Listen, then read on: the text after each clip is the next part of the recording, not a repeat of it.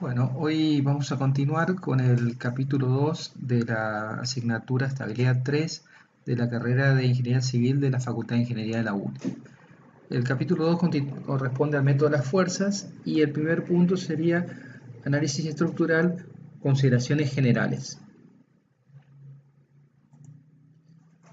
Bueno, en el diseño de estructuras tendremos que tener en cuenta diversos factores que el proyectista, o sea nosotros en este caso, debemos armonizar de manera tal de optimizar el mismo para cumplir con premisas de funcionalidad, seguridad, economía y belleza del diseño, entre otras condiciones. En general nosotros tenemos que interactuar con el que hace el proyecto arquitectónico, el que nos da la funcionalidad del lugar que estamos diseñando.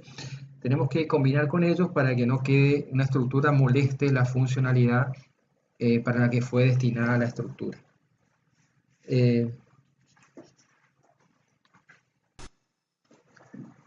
Bueno, tenemos que interactuar entonces con el arquitecto a fin de que una columna no quede en un medio de una sala de estar, que una viga no moleste la circulación de, no sé, de cañerías, el pasaje de cañerías de aire acondicionado, si fuera aire acondicionado central, la iluminación. O sea, tenemos que siempre un proceso de ida y vuelta con el arquitecto, con el que hizo el proyecto arquitectónico de la estructura, de la obra. Perdón, los factores a considerar para ellos son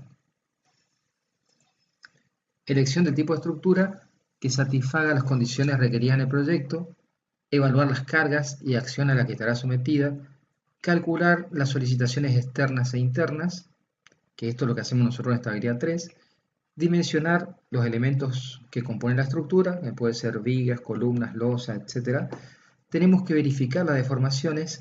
Aquí siempre yo pongo el ejemplo de que si hacemos una vidriera, un negocio donde tenemos una viga superior y abajo hay un vidrio, esa viga que está arriba no puede deformarse mucho porque si no rompería el vidrio que está por debajo, ¿sí? Entonces, sí o sí, tenemos, como vimos en estabilidad 2, una condición de resistencia y hay que verificar también una condición de deformación. Bueno, una vez que terminamos de hacer todo esto, tenemos aparentemente terminado nuestro diseño, tenemos que evaluarlo a fin de si debemos aceptarlo así como lo propusimos, o tenemos que corregirlo o directamente cambiarlo totalmente. En este sentido, el uso de software de ingeniería, de cálculos, nos hacen que esta etapa de corregirlo o modificarlo se puede hacer muchas veces, entonces podemos optimizar la estructura. Y otra cosa que es muy importante hoy en día es el análisis de costo para la ejecución y también el costo de mantenimiento. Hoy en día tenemos que fijarnos bien en el costo de la estructura, que sea razonable, porque si no es imposible ejecutarla. Con respecto a la elección del tipo de diseño, tenemos que ver qué forma va a tener la estructura con distintas alternativas, como pueden ser: ¿hacemos una estructura isostática como vemos en estabilidad 1 o la hacemos hiperestática? Con las ventajas y desventajas que tiene cada uno. ¿Hacemos una estructura laminar, o sea, una superficie? La laminar es en la que aquella dos dimensiones predominan respecto a una tercera. Esa laminar puede ser plana o puede ser curva. Si es plana tenemos las losas, si es curva tenemos las cáscaras. También podría ser estructuras de barra. En el cálculo podríamos considerar un cálculo tridimensional o un cálculo plano. También la estructura puede ser tridimensionales o plana. Por ejemplo, una estereoestructura, como ustedes ven en la terminal de ómnibus de resistencia, una estructura tridimensional se denomina estereoestructura. Y después hay vigas planas reticuladas que pueden verla en cualquier galpón que ustedes recorran. Hay vigas reticuladas planas. Después tenemos vigas reticuladas o de alma llena. También puede ser de distintos materiales, como puede ser hormigón, acero, de madera o combinar distintos materiales. Y también puede ser prefabricadas o fabricadas in situ. Bueno, la evaluación de las cargas y acciones externas dependerán del uso al que va a estar sometida la estructura o que va a estar destinado. Y tendremos que analizar el peso propio. Esto, si sabemos las dimensiones y sabemos el peso específico, podemos conocer el peso propio de los distintos elementos, pero hay que considerar las acciones de elementos de la construcción, como por ejemplo son paredes, pisos, empuje de suelo, presiones hidráulicas, aparte del peso propio de la estructura, los contrapisos que no está acá, ¿sí? También hay cargas variables debidas al uso, por ejemplo, muebles, elementos a almacenar, público en un cine. Estas cargas, todas estas cargas que estamos viendo debido al uso, están establecidas en el reglamento y en este caso los reglamentos se denominan CIRSOC. También hay que analizar cargas de viento, cargas de tránsito en un puente o una rampa, cargas dinámicas que pueden ser producidas por maquinarias. Algo ya vimos en el capítulo 10 de la asignatura estabilidad 2. Y también puede haber cargas por variaciones de temperatura que pueden producir sobre todo problemas en estructuras hiperestáticas. También hay cargas accidentales que son las que tienen muy baja posibilidad de producirse, como terremotos, tornados o, por ejemplo, accidente de una planta atómica, y que deben ser considerados o no en una forma muy especial. También hay reglamentos que nos indican, en función de la zona sísmica que estamos, cómo tenemos que considerar la acción sísmica. Bueno, como les dije recién, las cargas a aplicar están especificadas en los reglamentos, los cuales hay que agregarle un análisis producto de la experiencia. Luego la siguiente etapa es estabilidad 3, o sea, cálculo de solicitaciones internas y externas, es decir, el cálculo del momento flector, diagramas de corte, normal, momento torsivo y reacciones, que corresponde al análisis de estructura, que es el objetivo del curso de estabilidad 3. Una vez que tenemos los esfuerzos, vamos al dimensionamiento. Y aquí podemos ir a las distintas materias que tienen ustedes en la facultad, como pueden ser elementos de construcciones metálicas y madera, construcciones metálicas y estructuras metálicas, construcciones hormigón 1, hormigón 2, pueden ser estructuras pretensadas, pueden ser puentes, ¿sí? Bien, con este dimensionamiento, ¿se acuerdan que vimos en estabilidad 2 también que teníamos dos opciones? Una era verificación y otra dimensionamiento. La verificación era saber si una estructura con unas ciertas características, luces, cargas y dimensiones resiste las cargas que están aplicadas. Y el dimensionamiento es encontrar las dimensiones de la sección, el B y el H, si fuera una sección rectangular, que soporta las cargas a las que va a estar sometida. Bueno, una vez que hicimos el dimensionamiento, acuérdense que yo les mencioné que cuando tenemos una estructura hiperestática, ya habíamos visto en estabilidad 2, necesitamos calcular deformaciones. Y para eso necesitamos un predimensionado. Entonces, tenemos que comparar ahora si las dimensiones encontradas en el cálculo coinciden con las previstas en el dimensionamiento. Esto generalmente coincide, o más coincide cuanto más experiencia tenemos en el cálculo, ¿sí? Luego, tenemos que hacer una verificación de las deformaciones y los reglamentos nos dan normas sobre las rigideces que deben tener los elementos estructurales a efectos que no se produzcan deformaciones excesivas. Por ejemplo, una losa armada en dos direcciones de hormigón, la luz de la losa no debería ser, o sea, la altura, perdón, menor que la luz sobre 50. Para vigas tendría que ser la luz sobre 16 y esa sería la altura mínima que tendría que tener la viga. Bien, también hay formas de calcular las deformaciones, podemos tener un software o en estabilidad abrimos en el capítulo 8 el cálculo de deformaciones aplicando distintos métodos.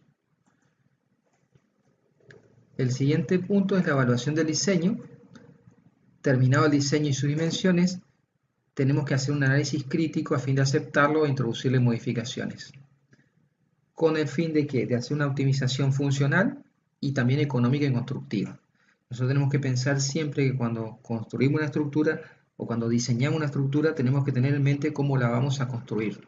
Existen máquinas o elementos que en nuestra zona con que yo pueda construirla, y si no hay, habría que ver si se puede traer de otro lado, de otras ciudades más importantes.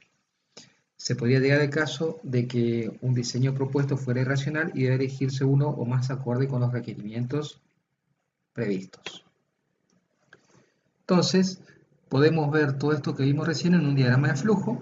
Entonces tenemos los requerimientos de funcionamiento, tenemos un planteo estructural que insume como datos la configuración geométrica, el tipo de estructura y las características, o sea, el material y las secciones a las que va a estar nuestro predimensionado, ¿no es cierto? Predimensionado y anteproyecto. ¿Sí?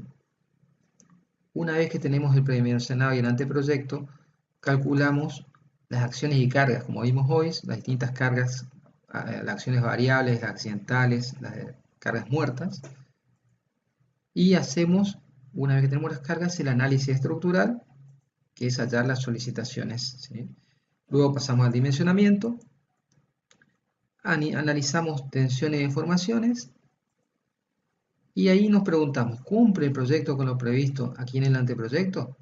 Bueno, si cumple, pasamos a hacer los planes de detalle y diseño definitivo, y si no cumple, tendremos que volver acá a modificar nuestro anteproyecto y el predimensionado y volver a recorrer todo este camino, este diagrama de flujo.